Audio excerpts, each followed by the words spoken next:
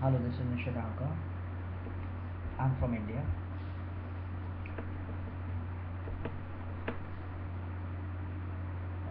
This is my first video on YouTube, and I'm uploading this because I really wanted to share just two important things for everybody. Uh, Firstly, when a person dies at your house, both genders, masculine and feminine, are sad, are in grievance, in a state of grievance. They feel the pain. It is slightly a bit easier in the long run for women to move out of it because they have this tool of crying and believing. They tend to believe more in God, so they have this support. They can cry. So in the short run it is difficult, but in the long run they move out of it. But men cannot cry. It is tough for them to cry, and also they do not so easily believe in God. They are a bit rationalistic when compared to women. So this video is mostly for men, and also especially men living in India, because if you're living in US or anywhere in the world, you have this one religion, one God. India is so diverse. There are so many religions. You don't know what is the ultimate truth. Islam or Christianity will say after death a person will go to heaven. There are some scientists which will say after death a person will just die, nothing will happen, no afterlife. Jainism, Buddhism and Hinduism will say about reincarnation. So what is the truth? I'm Nishatanka and I too had a family. I was 21 years old, had a younger brother who was 12 years old. My mother was 47 years old, 45 years old. My father was 47 years old that time. My younger brother was brutally kidnapped and murdered. Was kidnapped and brutally murdered. So out of love, this search began in me. I really wanted to know what happens after life. Is it like what the scientists and doctors say, that we just die and there's no afterlife?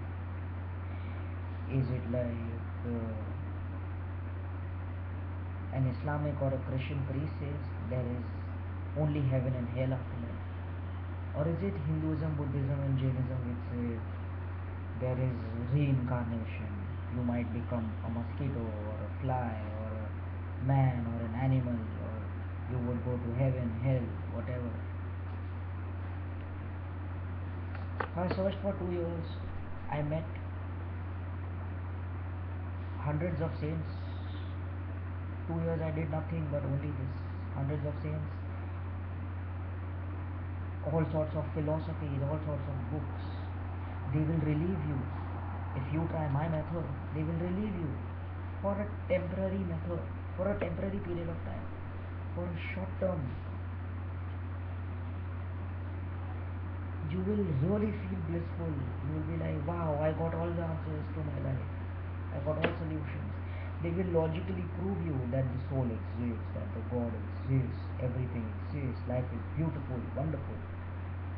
You will feel blissful for 15 days, 20 days, 1 month maximum.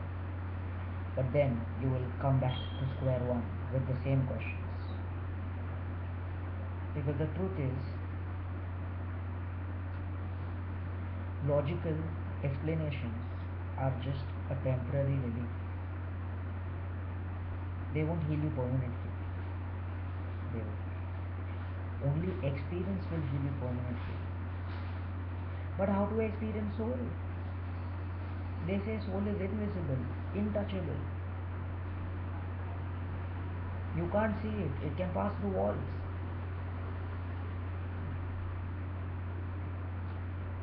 So I searched and I kept searching and I never found it. And the worst part was, instead of getting healed, I was getting confused. Before I didn't know anything. I was just sad. Now, by hearing so many philosophies and meeting so many people, I'm not only sad, but I'm confused all the more. That is even more pathetic.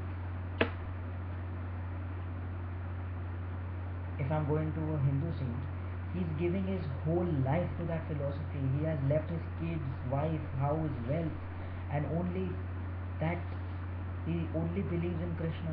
If I go to Jain saints, they have given up their life and they believe only in Jaina philosophy. They have given wealth, money, kids, everything. They believe only in this one theory. So whom to believe?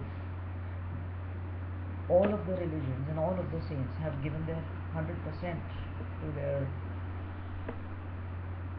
religion. So whom to trust? Both can be right. I didn't receive any help from anybody. They kept criticizing each other. Finally, I got help from someone who was a human being. His name was Osho, Osho, a philosopher, a human philosopher who loves all gods but hates all religions. He does not believe in religions. He believes in God, but he does not believe in religions. Because religions are modified these days. They are not the actual truths of God. So yes, I had this doubt where my younger brother is.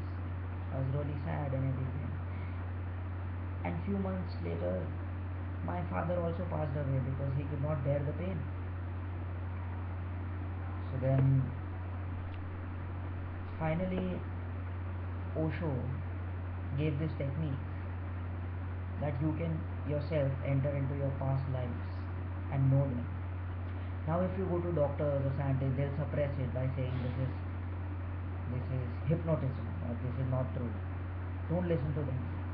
You'll go to priests, they will tell you that this is against God. Don't do this.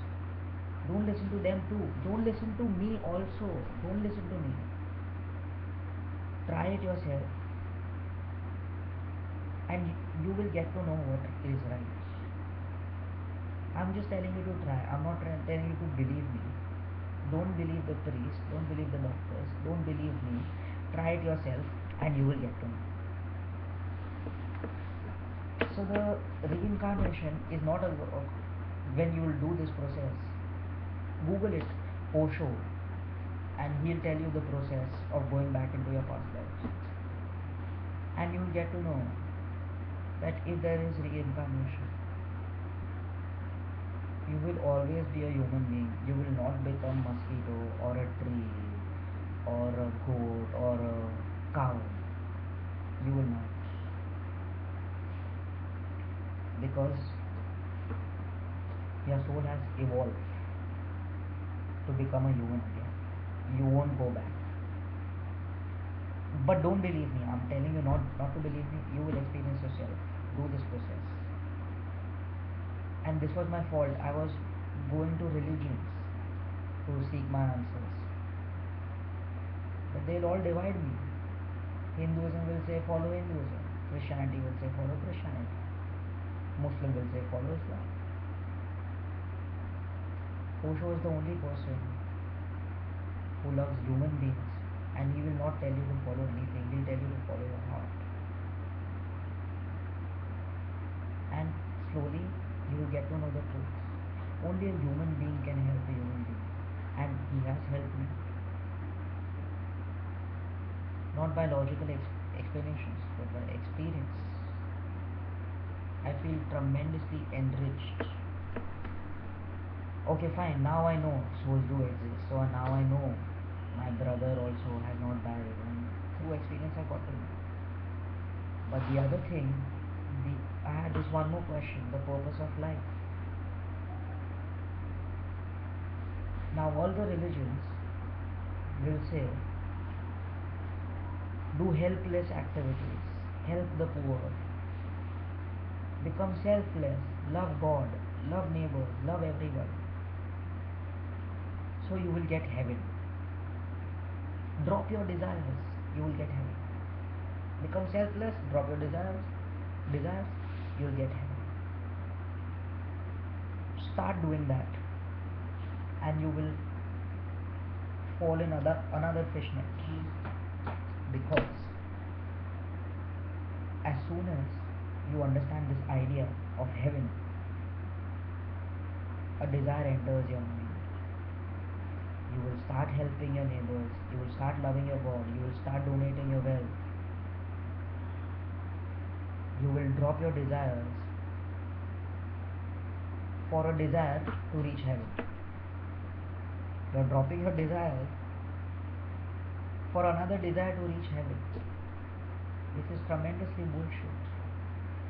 You are helping a poor person by giving him wealth so that you can enter heaven. Subconsciously, you will feel, see, God is loving me, He's watching me, I'm going to heaven for sure. That is not selfless activity. The desire is there. Now the desire is not for the wealth, but the desire is for heaven. But the desire is there. The desire has just switched, but the desire is still there. Then what's the difference? Osho says, OSHO. Osho says,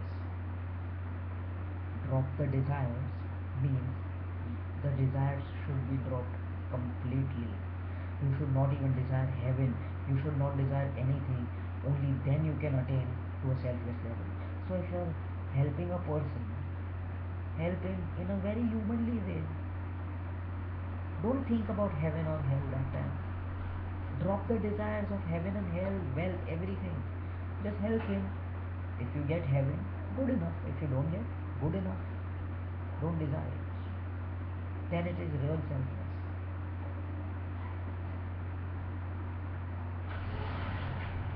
And also 2 years I was doing nothing, but I was completely into these religious things and everything.